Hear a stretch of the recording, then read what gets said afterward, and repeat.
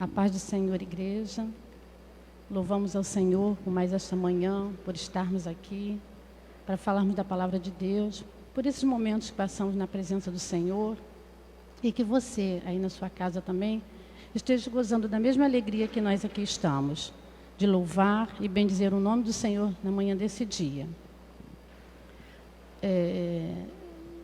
Sei que o pastor já orou, mas ainda assim eu quero fazer uma oração, entregando minha vida mais uma vez nas mãos do Senhor. Senhor Deus e Pai, Deus querido, Senhor, teu servo já orou por mim, Senhor, e nesta manhã eu me entrego, Senhor, nas tuas mãos. Deus, que tu esconda-me atrás da tua cruz, Senhor, que o teu Espírito Santo venha falar ao meu coração e ao coração da tua igreja, Senhor. Em nome de Jesus, é que eu te peço e te agradeço. Amém. O texto que nós vamos ler, amados, se encontra lá em Marcos, capítulo 8, versículo 34, até o versículo 38, e depois o capítulo 9 e o versículo 1. Leiamos. Então, convocando a multidão e juntamente os seus discípulos, Jesus lhe disse: se alguém quer vir após mim, negue a si mesmo, tome a sua cruz e siga-me. Pois, quem quiser salvar a sua vida, a perderá. E quem perder a vida por minha causa e por causa do Evangelho, esse a salvará. De que adianta uma pessoa ganhar o mundo inteiro e perder a sua alma? Que daria uma pessoa em troca de sua alma? Pois quem nesta geração adúltera e pecadora se envergonhar de mim e das minhas palavras, também o Filho do Homem se envergonhará dele, quando vier na glória do seu Pai com os seus santos anjos. Dizia-lhes ainda: em verdade lhes digo que dos que aqui se encontram, existem alguns que não passarão pela morte até que vejam ter chegado com o poder o reino de Deus. Quando eu li esse texto, eu fiquei pensando, é um convite. Jesus aqui está fazendo um convite à multidão. Eu fiquei assim pensando, quando recebemos um convite, tem alguns critérios, naquele convite, muitas das vezes. E o convite é interessante, que muitas das vezes você tem uma festa, uns 15 anos ou um casamento, a gente, quando recebe aquele convite, o que a gente entende? Que aquela pessoa faz questão de que nós estarmos naquela festa, junto, compartilhando com a alegria daquela pessoa, seja um aniversário, seja um casamento, seja uma festa em que esteja reunido algumas pessoas e nos convida a compartilhar daquela alegria. E o convite tem alguns requisitos, Geralmente, quando você recebe um convite solene, formal, aquele cartão bonito, ele tem ali endereço, tem algumas características. Jesus aqui também faz um convite. E ele faz um convite não só aos seus discípulos, não a um povo restrito, a algumas pessoas, mas ele faz um convite à multidão.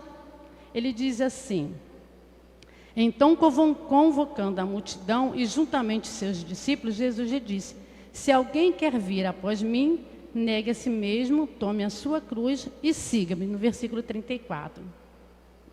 Jesus, nesse texto, ele nos mostra que ele convida a multidão, ele não convida alguns.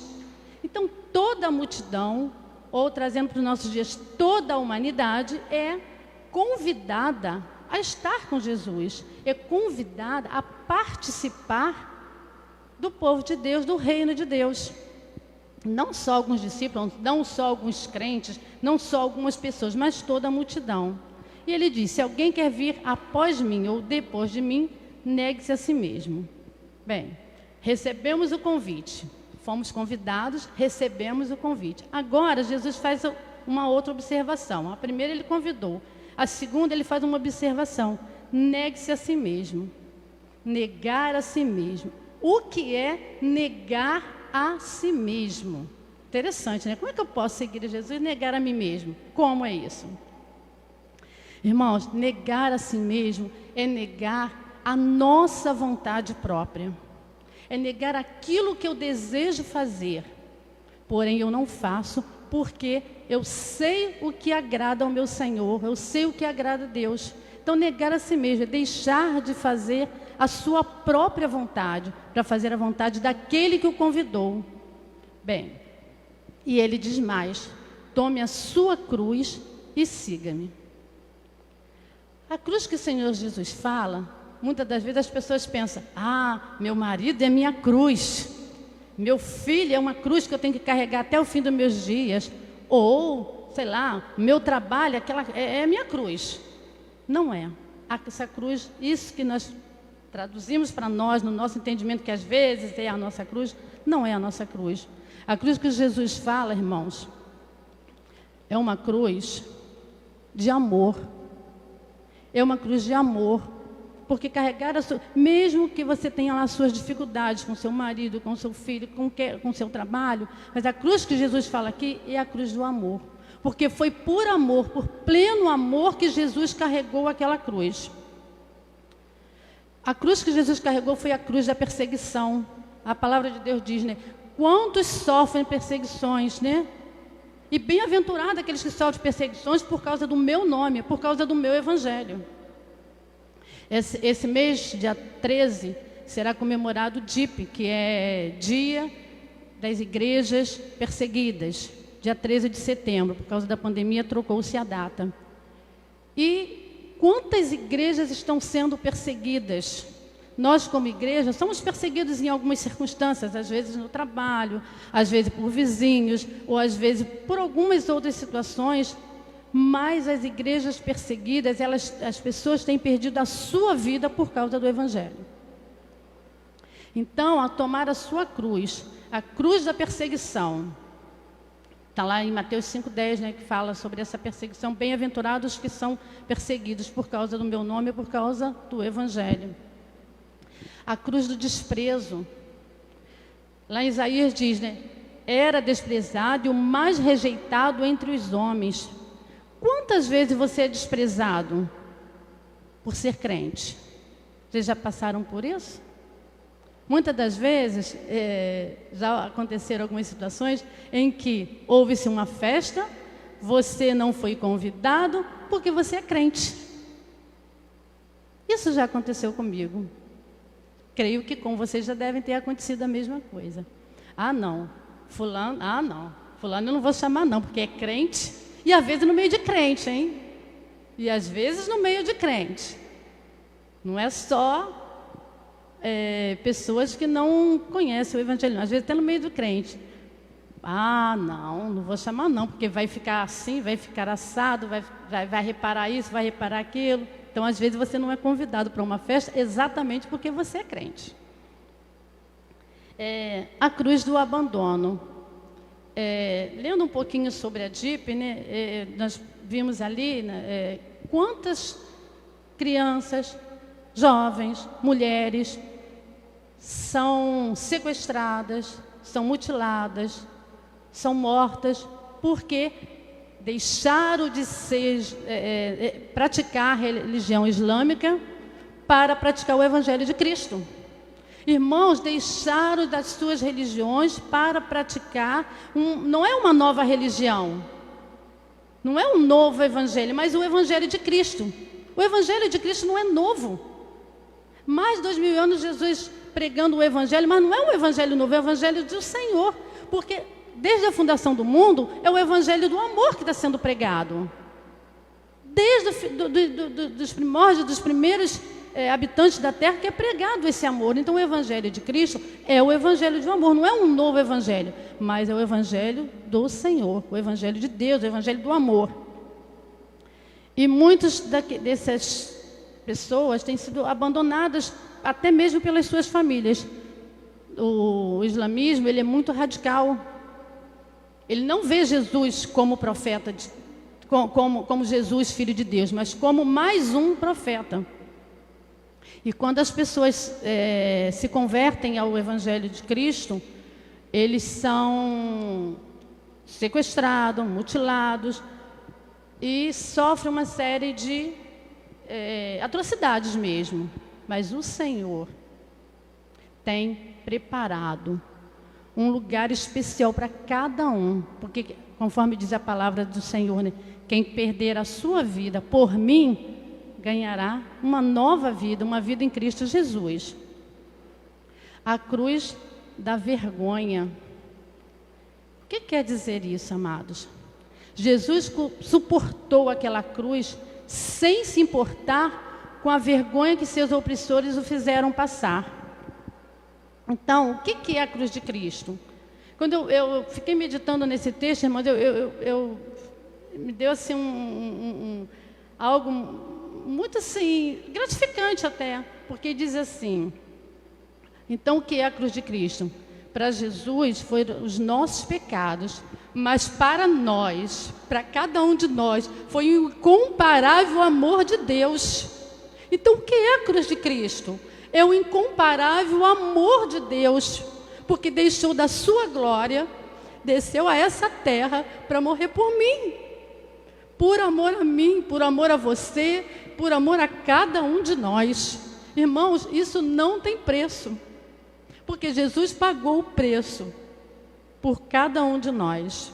Então a cruz, ela é um instrumento de morte vergonhoso, mas Jesus já passou por essa cruz. E para nós, a cruz é um instrumento de amor. Porque, conforme diz o nosso Hernandes, nosso pastor Hernandes, ele diz, né? Não há coroa sem cruz, nem céu sem renúncia. Então, amados, a palavra de Deus, ele diz: pegue a sua cruz e segue-me. Então, seguir a Cristo é renunciar às suas próprias vontades, é imitá-lo. Como diz, né, Paulo diz, né, sede meus imitadores, como eu sou de Cristo. Será que nós podemos dizer como Paulo, sede meus imitadores, como eu sou de Cristo? É confiar nele. Seguir a Jesus é confiar nele. Porque ele diz, né, porque Deus amou o mundo de tal maneira que deu o seu único filho para perdão dos nossos pecados. Então é confiar que o Senhor se deu por nós. É obedecer ao seu comando por gratidão pela sua salvação. Lá em Mateus, em Efésios, está escrito um pouco disso.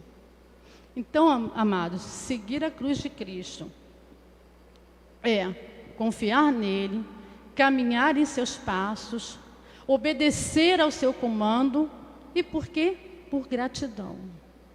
E tudo que fizermos aqui, por mais que façamos para o Senhor, ainda vai ficar faltando muito para agradecer ao Senhor.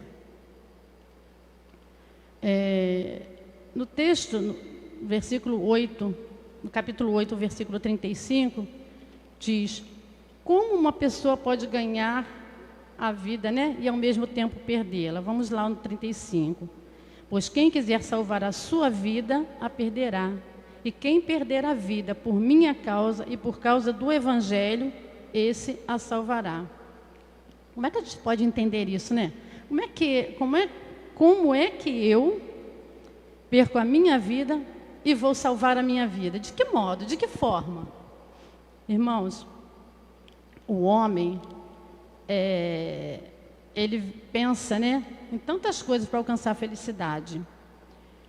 Ele busca a felicidade em muitas coisas. O homem pensa em encontrar a felicidade no consumo, né? Tem pessoas que é consumista e compra para ser feliz. Outros bebem achando que vai encontrar a felicidade. Outros ainda trabalham dia e noite para ter dinheiro, para alcançar a felicidade.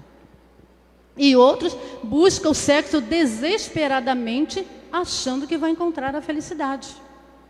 Se isso fosse felicidade, se tudo isso trouxesse a felicidade, o Salomão teria dito que ele era muito feliz, porque tudo isso ele procurou.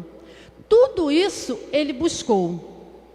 Está lá em Eclesiastes 2, 1, 11.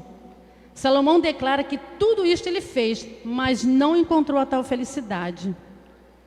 Por quê? Quando se busca a salvação fora de Cristo, muitos caminhos levam à religião, mas um só caminho conduz o homem a Deus. E essa felicidade, ela só é encontrada quando nós nos encontramos com o Senhor, porque até aquilo que parece que vai nos trazer infelicidade, ou até aquilo que possa nos trazer tristeza, o Senhor converte em alegria. Conforme diz o salmista, né? O nosso pranto se tornou em alegria. Porque o choro pode durar uma noite, mas a alegria vem pela manhã. Então, até mesmo aquilo que pode nos trazer tristeza por alguns momentos, que é momentâneo, o Senhor vai converter em alegria.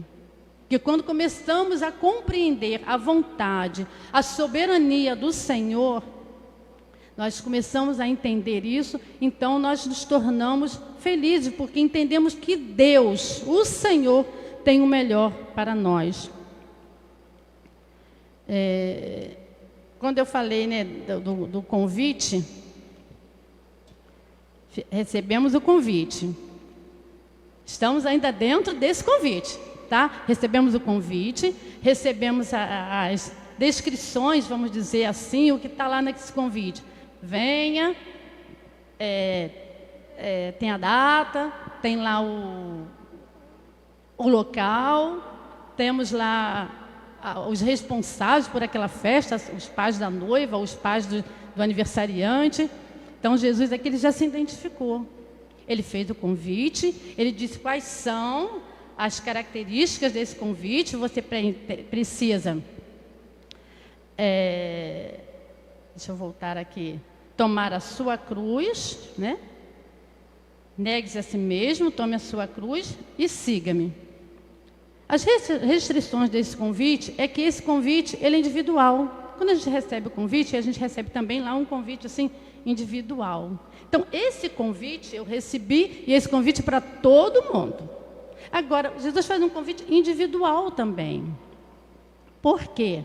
Ele chama a todos, mas junto desse todo, você precisa aceitar esse convite. Quando você aceita esse convite, ele começa a falar para você, ó, segue a minha cruz e siga-me. Bem, vamos adiante um pouquinho. Quando eu falei, né, quando se procura a realização das coisas materiais, quando eu estava falando de Salomão, Salomão procurou tudo isso. Salomão procurou a alegria em tantas coisas que hoje também muitos procuram. Mas quando se procura a realização em coisas materiais, essa felicidade é nada.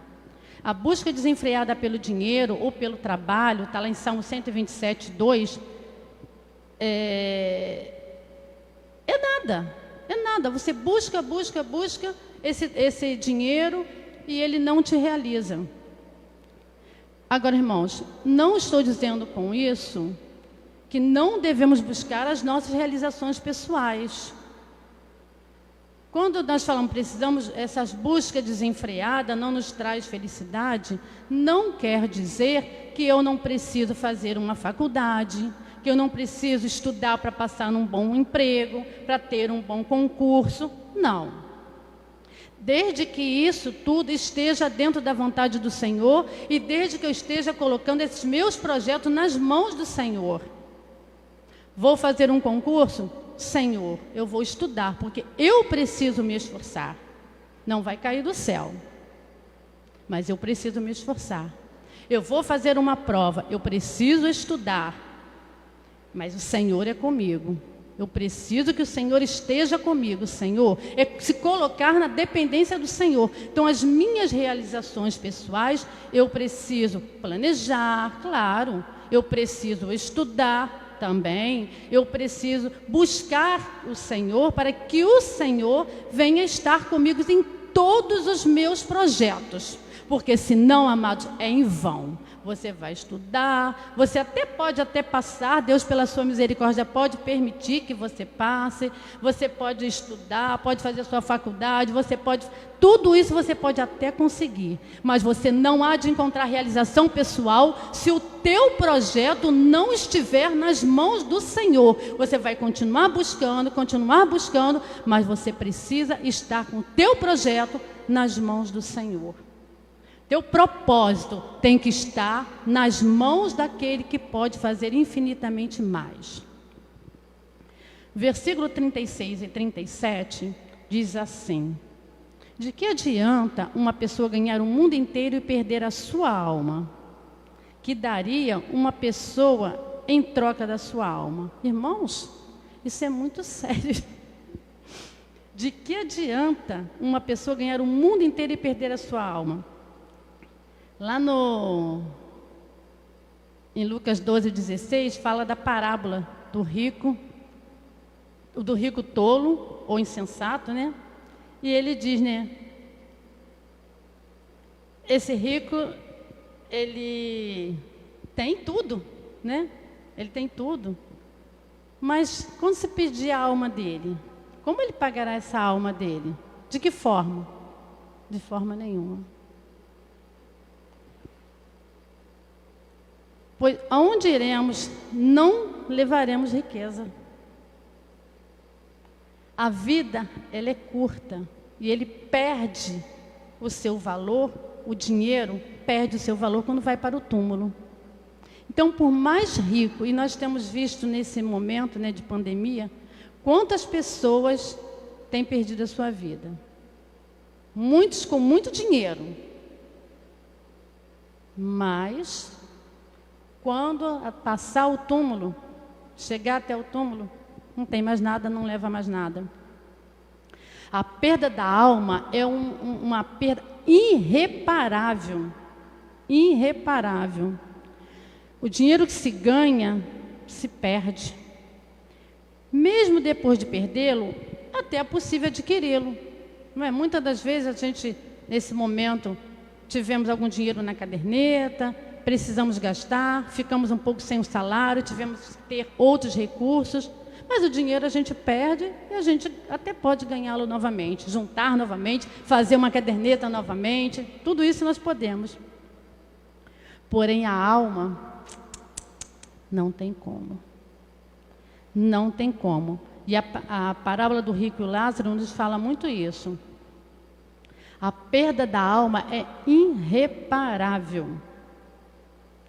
Bem, no capítulo 38, no versículo 38, diz assim: pois quem nesta geração adúltera e pecadora se envergonhar de mim e das minhas palavras, o Filho do Homem se envergonhará dele, quando vier na glória de seu Pai com os santos anjos.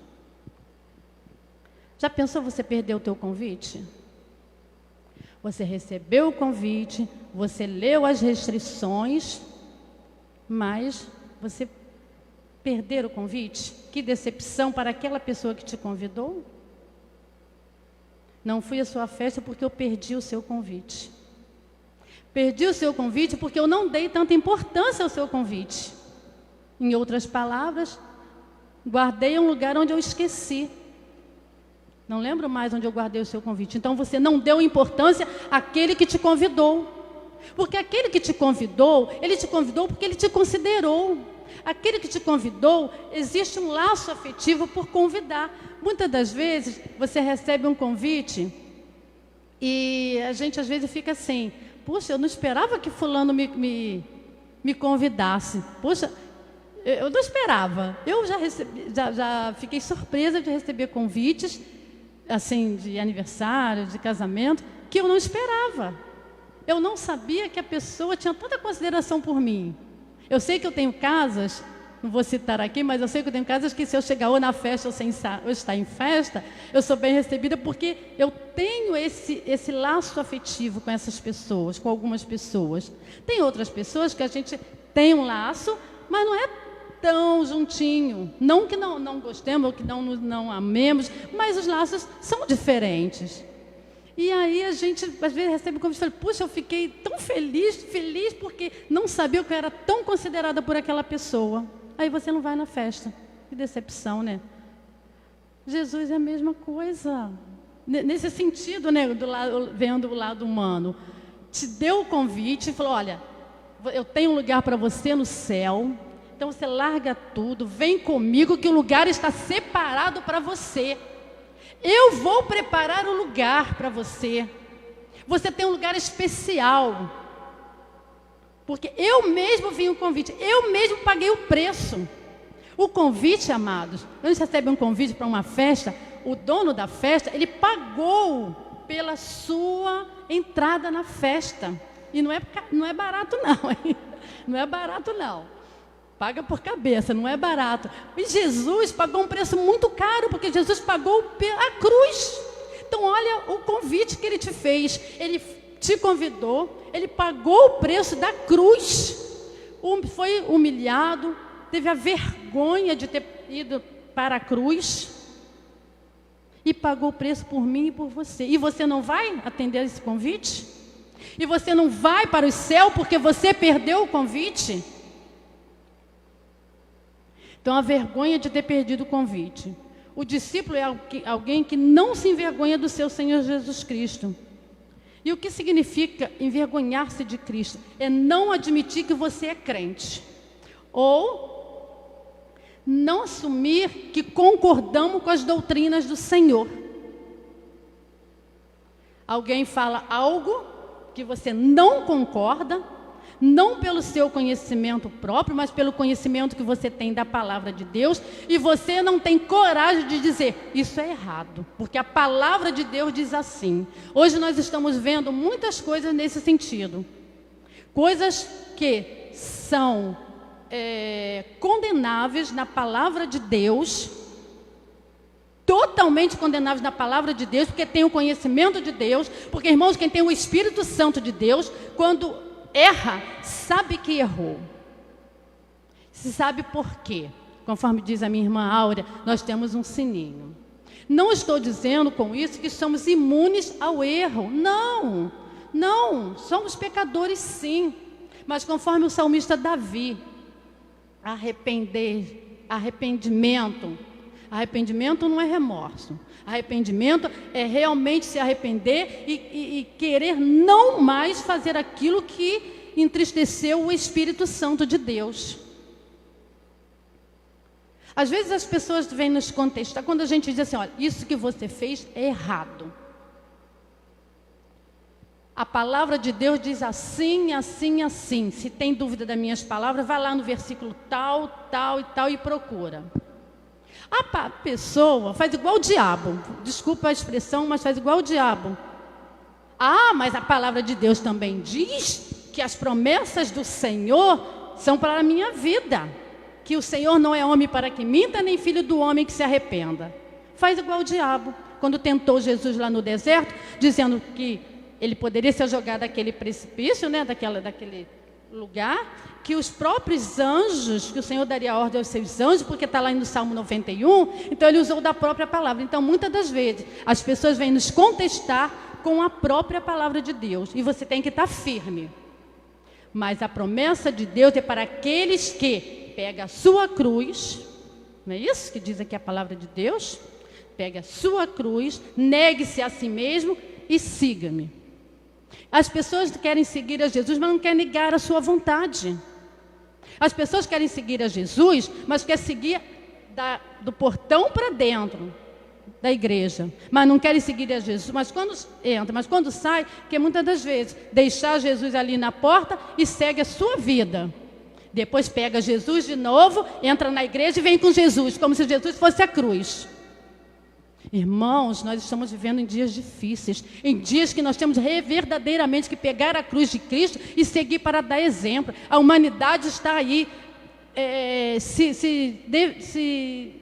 não sei nem qual palavra usar, mas se definhando, vamos dizer assim. E eu, você, nós que pegamos aqui, pregamos a palavra de Deus, precisamos viver a palavra de Deus para não ser motivo de escárnio lá fora. Nós temos visto no último dia como a palavra de Deus, como alguns que se diziam servos de Deus, não vou nem sofrendo, porque quem faz escárnio da palavra de Deus, sinceramente, já deixou a cruz do Senhor desde que nasceu. Porque quem verdadeiramente, irmãos, pega a cruz de Cristo, que segue a Cristo, conforme eu disse ainda há pouco, não estou dizendo que nós não erramos, mas quem tem o temor do Senhor procura fazer a vontade de Deus. Porque, irmãos, o Espírito Santo de Deus nos incomoda de tal forma que tem que haver um arrependimento para aqueles que estão mediante a vontade do Senhor. Então, se desejamos viver de acordo com seus mandamentos, precisamos conhecer os mandamentos. Como é que você vai seguir uma regra se você não conhece? De que maneira você... Eu falo muito, eu lembro muito disso quando eu falo das leis de trânsito. Como é que eu vou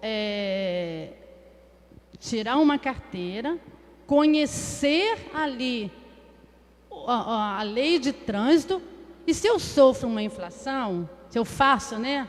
Eu sofro, eu acabo cometendo uma infração, eu sou punida. Por que eu sou punida? Porque eu tenho conhecimento de que eu não posso ultrapassar o sinal, de que eu não posso buzinar em frente ao hospital, de que eu não posso estacionar não tirei a carteira não, né? Mas não foi por falta de conhecimento não, foi pelo nervoso. Eu não posso estacionar em determinados lugares.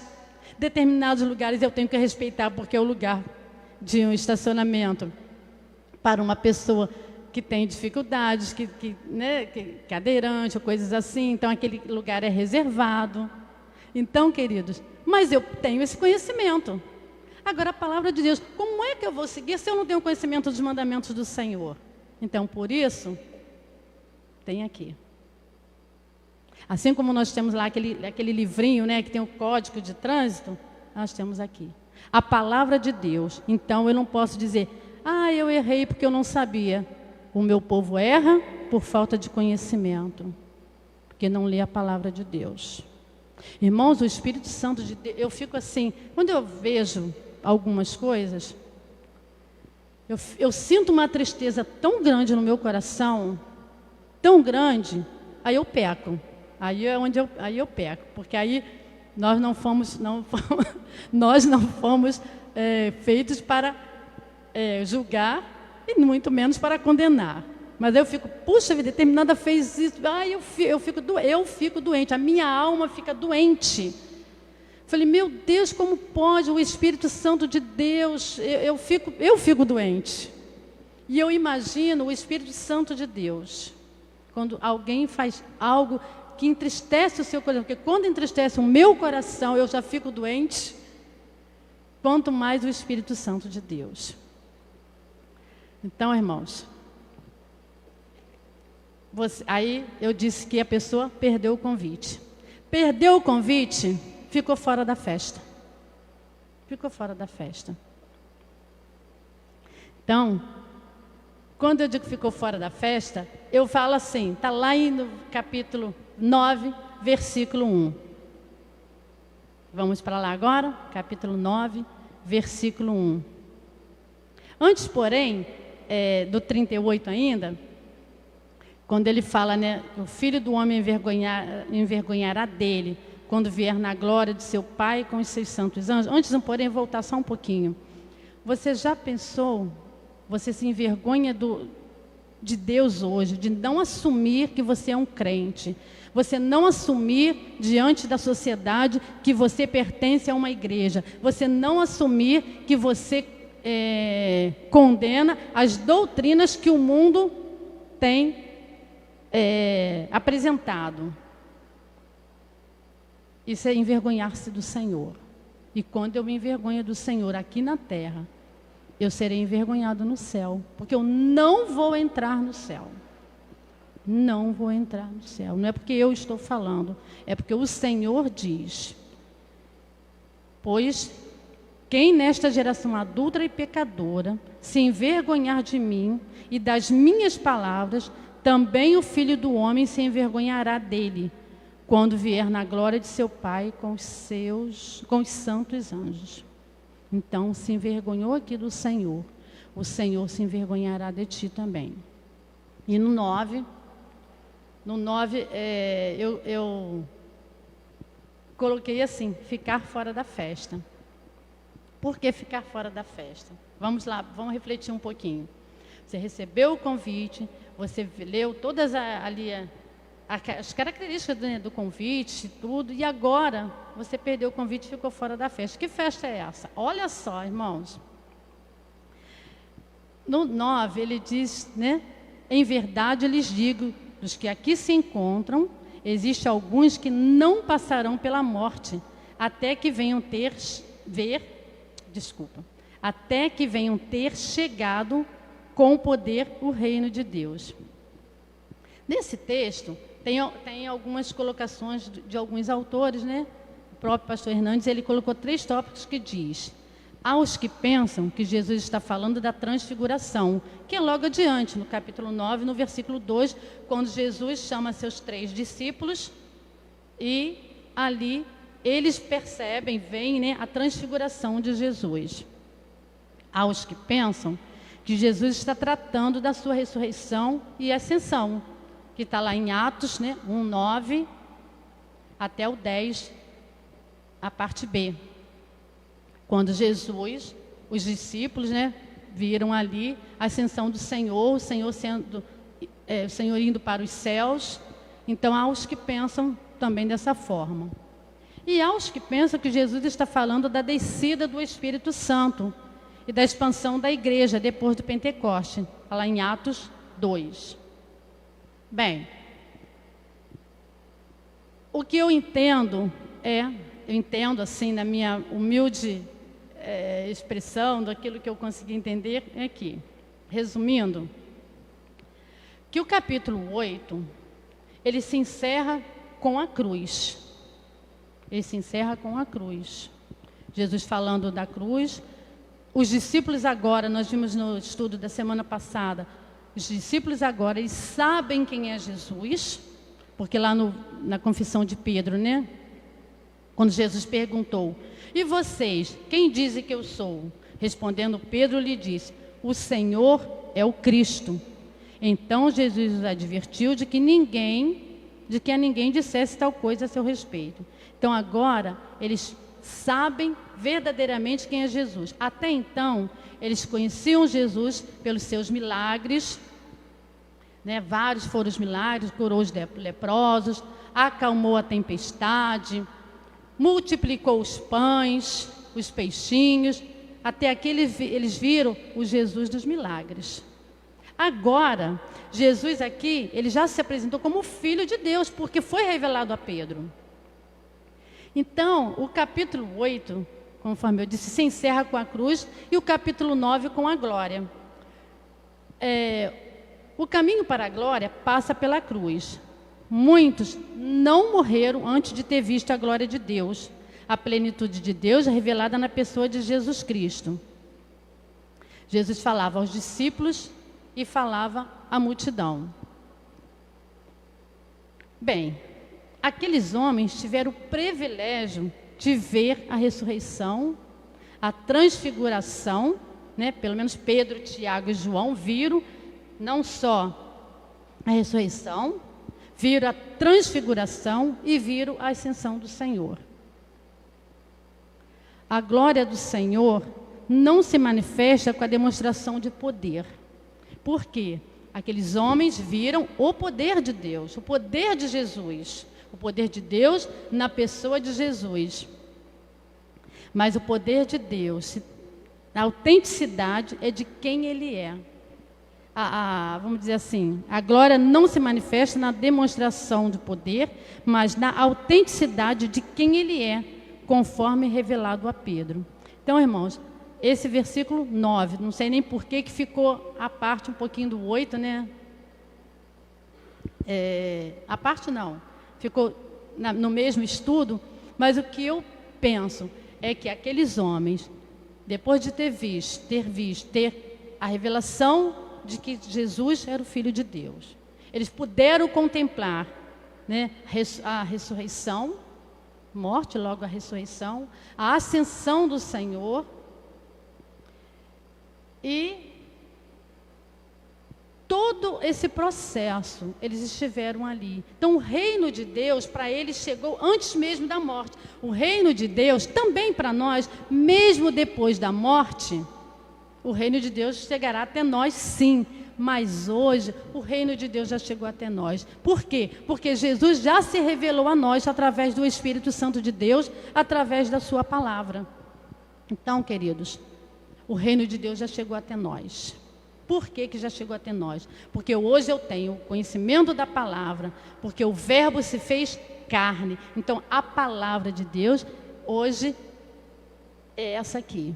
É a palavra de Deus, é o verbo que se fez carne através da pessoa de Jesus, é a revelação de Jesus como Filho de Deus, é a promessa de Deus para dias melhores, para uma nova Jerusalém, para uma nova vida. E hoje nós, convertidos em Cristo Jesus, uma nova criatura, esse reino de Deus já está em nós, em mim e em você e na igreja do Senhor.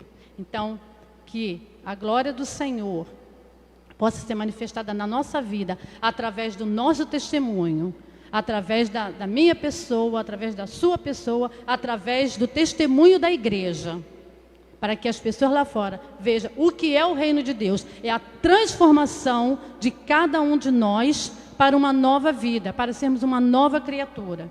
Então, irmãos, não fique fora da festa e convide outros para essa festa, porque todos nós fomos convidados para essa grande festa, e essa festa é chamada o Reino de Deus. E eu quero estar lá, na Nova Jerusalém, para cantar na Nova Jerusalém, eu, você e todos aqueles que pegaram a sua cruz, seguiram ao Senhor, tomaram a sua cruz, negaram a si mesmo, tomaram a sua cruz e seguiram a Deus. Então, que nós possamos estar na Nova Jerusalém, no novo reino de Deus, mas sabendo que o reino de Deus já chegou para nós, através do conhecimento da palavra de Deus. Amém?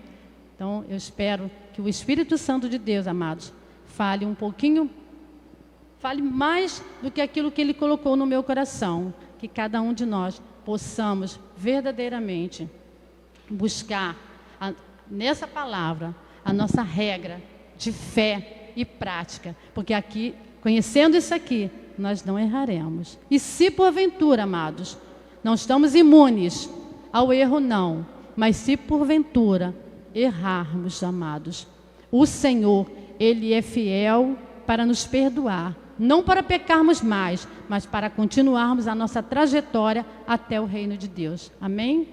Espero que o Espírito Santo de Deus, irmãos, fale mais ao coração da igreja, assim como falou profundamente ao meu coração por esta palavra.